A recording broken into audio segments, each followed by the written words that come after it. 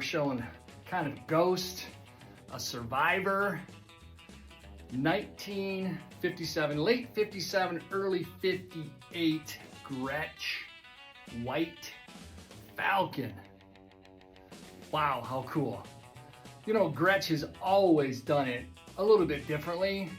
While all the companies were kind of chasing utility and trying to, do the status quo, Gretsch always kind of chased the dream, especially with the Falcon. Big, bold bodies, gold hardware, Art Deco excess with a huge bigs, everything overstated, a little bit of Vegas, a little bit of Cadillac, a little bit of rockabilly, a lot of punk rock, and a lot of swagger.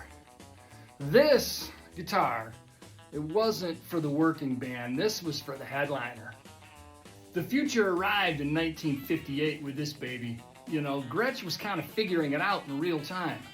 The Falcon, it wasn't designed to compete with other guitars.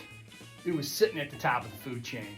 When this guitar was brand new in 1957, 1958, it listed for about $700 US, which doesn't sound like a lot of money until you adjust it for today's dollars and inflation. That's about $7,000 new. And, you know, back then, a lot of people couldn't afford a guitar like that, and they just didn't make that many of them, which makes this one really cool and special. In 57, Gretsch, they believed to produce about 300 Falcons. They were all handmade in a couple of different batches. You know, in 58, it's believed that they did about 500 to 600 of them.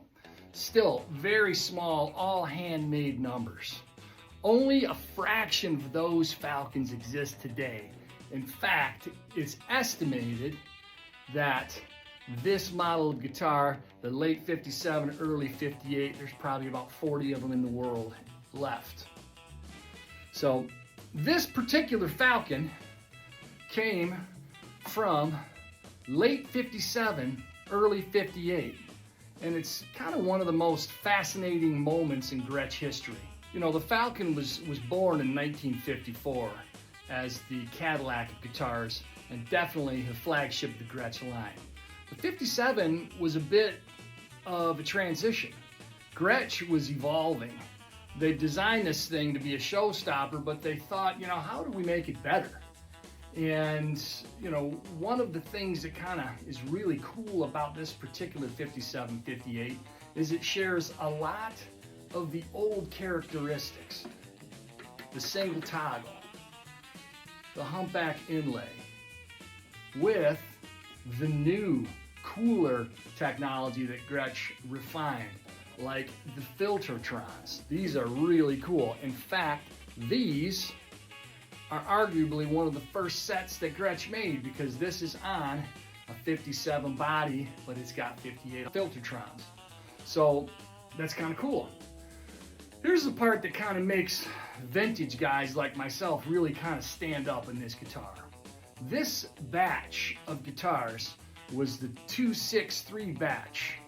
This was a very rare batch in transition, and one of the coolest guitars that were coming out of this batch was a guitar owned by David Gilmour. Now in 2019, David sold his guitar, his Gretsch, at auction for $140,000 with the exact same accoutrements and trimmings as this guitar. The early body, the single toggle, the modern Filtertrons, the humpback inlays. Collectors, players, and rockabilly enthusiasts around the world agree that that combination of Gretsch is among the rarest and most sought after Falcons. Casper, this piece, was just basically a couple of guitars away from the David Gilmour guitar. Same batch, late 1957 run, very special. It combined kind of the best of both worlds. the single master tone toggle. The last year Gretsch ever used it. A lot of people like it. The mud switch is a little bit cumbersome. You know, guys like Brian Sexer just deactivate it completely and take it out and just use one Les Paul type toggle. Big, deep body, maximum air, maximum drama. The original Falcon aesthetic, the 54 thick body, unapologetically bold. Then the future arrives. Early Filtertron pickups. Yes, these are prototype era Filtertrons. Quite possibly some of the first Filtertron pickups that had ever been made. Really, really cool. Casper, it's a blueprint. Very few guitars are represented in this way, a moment in transition clearly. Casper, it captures the end of the Falcon era, the original Falcon era, and the birth of the Filtertrons, one of the smallest production windows Gretsch ever made. These are maybe a few of these, maybe a dozen of these guitars with these specs left.